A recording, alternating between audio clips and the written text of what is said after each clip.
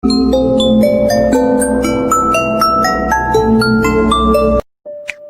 नए हैं तो चैनल सब्सक्राइब करें रोज नई घोस्ट वीडियो के लिए। डिवोर्स के बाद संतोष और अर्पिता अलग हो गए थे और राहुल की कस्टडी संतोष को मिली थी। संतोष जानता था कि राहुल के लिए सब कुछ तो पहले जैसा नहीं रहेगा, लेकिन फिर भी उसने राहुल की खुशी के लिए सोचा कि घर को बदल दिया जाए। नया घर होगा तो पुरानी यादें ज्यादा परेशान नहीं करेंगी। संतोष ने एक भाग दौड़ वाली मार्केट प्लेस में एक नया मकान ले लिया। राहुल की उम्र सिर्फ 12 साल की थी, लेकिन उसने अपनी जिंदगी में इतना कुछ देख लिया था कि 20 साल के लड़के जैसा बर्ताव था उसका। बचपन जैसे खत्म ही हो गया था उसका, लेकिन इस नए घर में उसके लिए बहुत कुछ बदलने वाला था।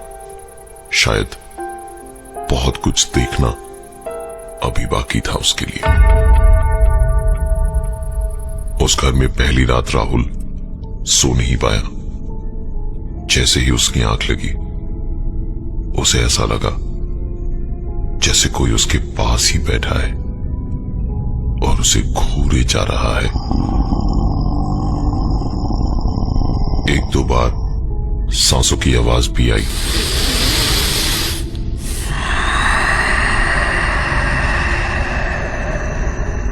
लेकिन आंखें खोलने पर उसे अगल बगल कोई नहीं दिखा। दूसरी रात को पूरे वक्त उसे ऐसा लगता रहा जैसे कमरे के बाहर कोई चहलकदमी कर रहा है।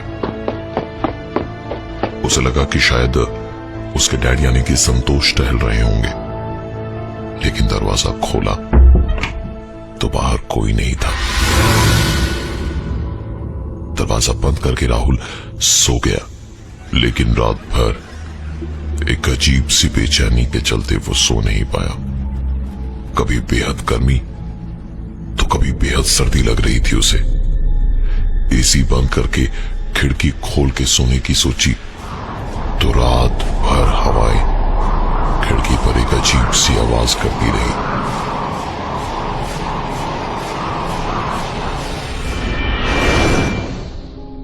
पहला पूरा हफ्ता ऐसे ही निकल गया, लेकिन राहुल ने संतोष को कभी कुछ नहीं बताया।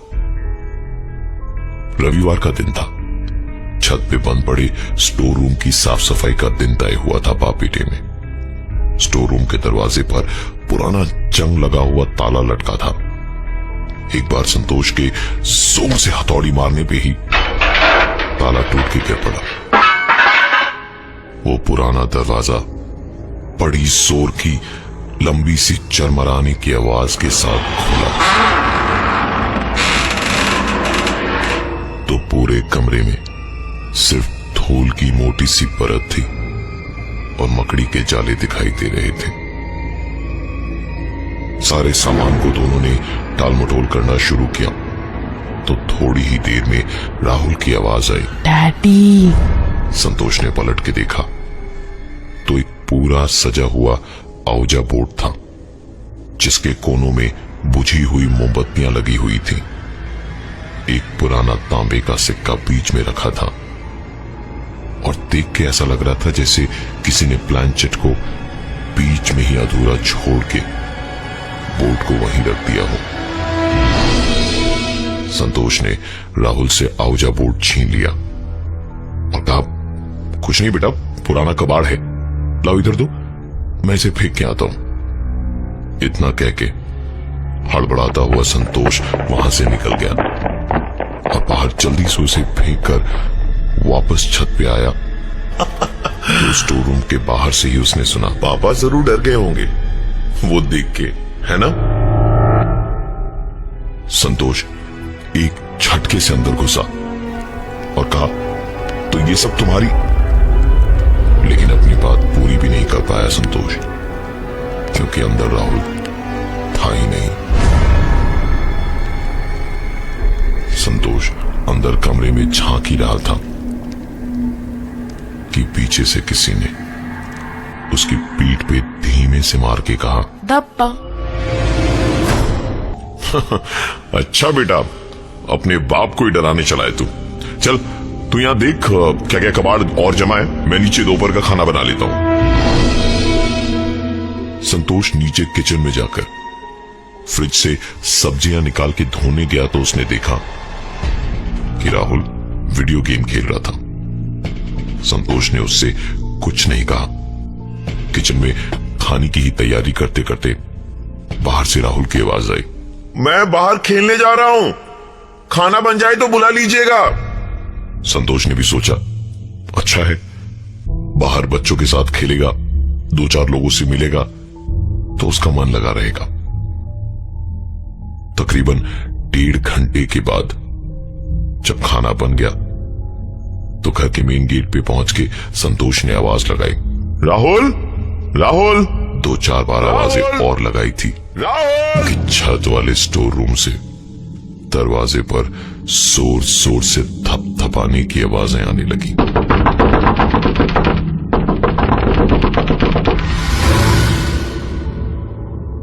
संतोष ऊपर की सीढ़ियों पे चढ़ता गया और वहां दरवाजे के पास पहुंचकर एक झटके में उसने स्टोर रूम का दरवाजा खोला तो देखा राहुल वहां पर था। संतोष कुछ बोले इससे पहले ही राहुल बोला, अब आप मुझे यहां बंद करके मुझे डराना चाहते हैं? बहुत भूख लगी है, खाना बन गया क्या? इतना कह के राहुल सीढ़ियों से उछलता कूदता नीचे चला गया और संतोष सिर्फ उसे देखता ही रह गया। अपना होश संभाल के संतोष ने स्टोर रूम के दरवाजे पर ताला लगाया और जैसे ही 2 कदम आगे बढ़ाए कि पीछे से एक आवाज आई। संतोष ने पलट के देखा तो दरवाजा ज्यों का त्यों पड़ा था। उसने फिर से आगे बढ़ने के लिए कदम बढ़ाया ही होगा कि एक बार फिर पीछे से दरवाजे पर आवाज आई। इस बार जब उसने पलट के देखा तो दरवाजा वाकई में कोई खटखटा रहा था। संतोष ने अपनी हिम्मत बढ़ाई और दरवाजे के पास जाकर पूछा, कौन है अंदर? अंदर से कोई आवाज नहीं आई। संतोष पलटकर वापस सीढ़ियों की तरफ गया और छत का दरवाजा जैसे ही बंद कर रहा था कि उस स्टोर रूम के दरवाजे के हिलने की आवाज एक बार दोबारा शुरू हुई।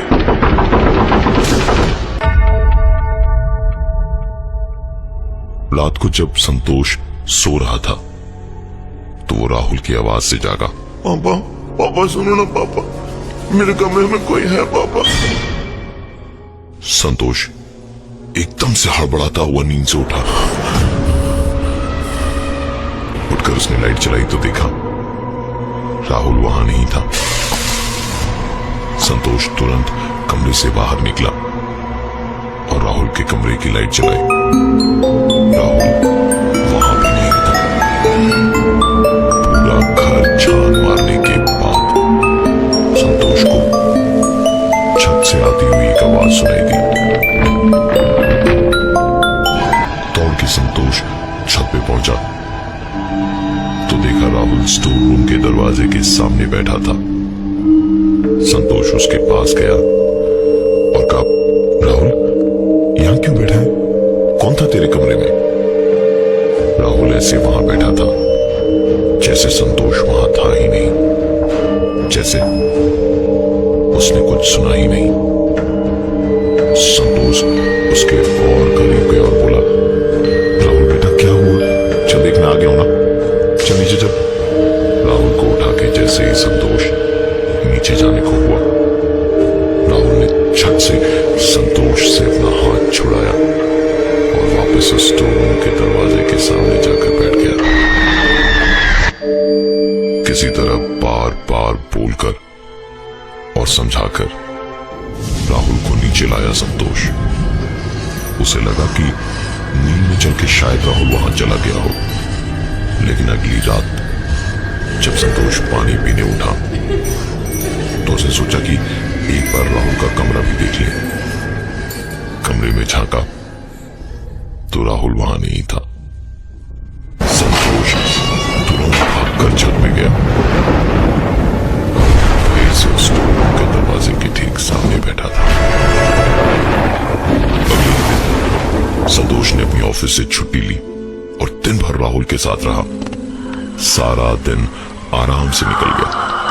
कुछ भी ऐसा ना हुआ जिससे लगे कि इस घर में कुछ गलत है या फिर चिंता या फिक्र की कोई बात हो।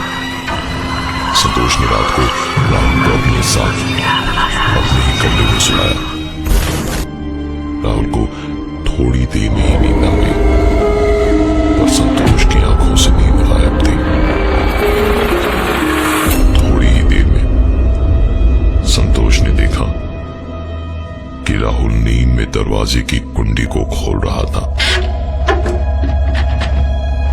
संतोष चुपचाप उठा, राहुल को प्यार से पुचकारता हुआ पकड़कर लाया और वापस बिस्तर पे लिटा दिया।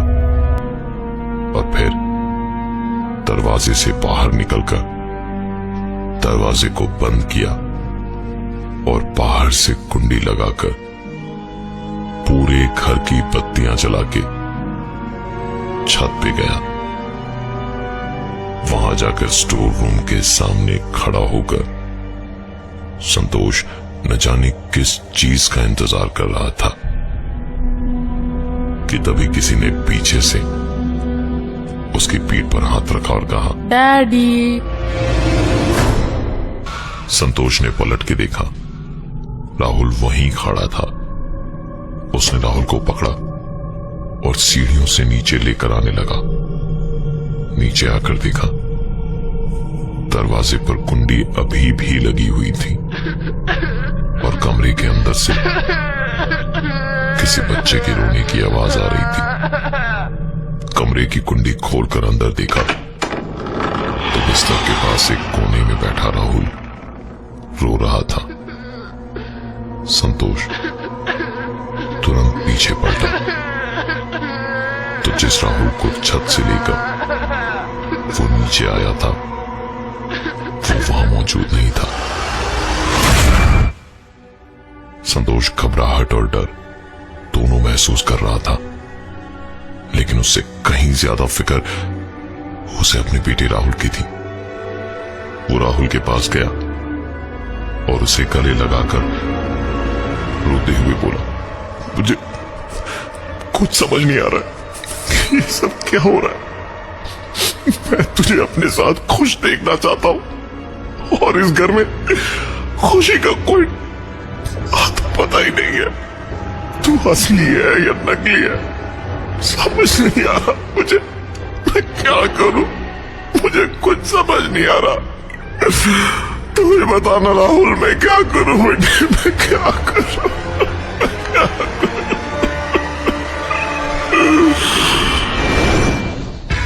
राहुल के मुंह से राहुल की नहीं किसी और की आवाज निकली जिसने कहा, मैं अब फंस गया हूं, मुझे बस रिहा कर दो। संतोष को तुरंत याद आया कि उस दिन साफ सफाई के वक्त मिला था एक आउचा बोर्ड, जिसे देख के ही समझ आ रहा था कि किसी ने यहां प्लान चिट किया था जिसे अधूरा छोड़ दिया। संतोष तुरंत गोडाउन में फेंका हुआ वो आउचा बोर्ड लेकर राहुल को अपने साथ लेकर छत के उसी स्टोर रूम में बैठा। संतोष ने उस आउचा बोर्ड पर लगी बुझी मोमबत्तियों को जलाया और मन ही मन अंधेरे में बोलने लगा, मेरे बेटे को छोड़कर चले जाओ, मेरे बेटे को छोड़कर चले जाओ, मेरे बेटे को छोड़कर चले जाओ। थोड़ी देर के बाद एक तेज हवा के झोंके के साथ सारी मोमबत्तियां बुझ गई और राहुल बेहोश होकर गिर पड़ा। संतोष ने राहुल को ले जाकर बिस्तर पर लिटाया और रात भर उसके सिरहाने बैठा रहा। अगले दिन बातों बातों में राहुल ने बताया, डैड उसका नाम साहिल था। साहिल को यहां हमसे पहले रह रही फैमिली के बच्चों ने शरारत में प्लान चिट करते वक्त बुलाया था। लेकिन वो साहिल को वापस उसकी दुनिया में भेज नहीं पाए। साहिल के इस घर से निकलने की कोशिशों से वो लोग इतना डर गए थे कि उन्होंने इस घर को छोड़ दिया। और इतने सालों के बाद जब हम दोनों यहां आए तब कहीं जाकर साहिल निकल पाया। आज इस बात को तकरीबन 15 साल हो चुके हैं और राहुल की उम्र आज 27 साल की है। लेकिन कभी कभार बचपन में हुए हादसे हमेशा हमारे साथ रह जाते हैं। उस दिन के बाद कभी भी राहुल के साथ कोई दिक्कत सामने नहीं आई, लेकिन आज भी कभी सड़क पे तो कभी आईने के सामने तो कभी अकेलेपन में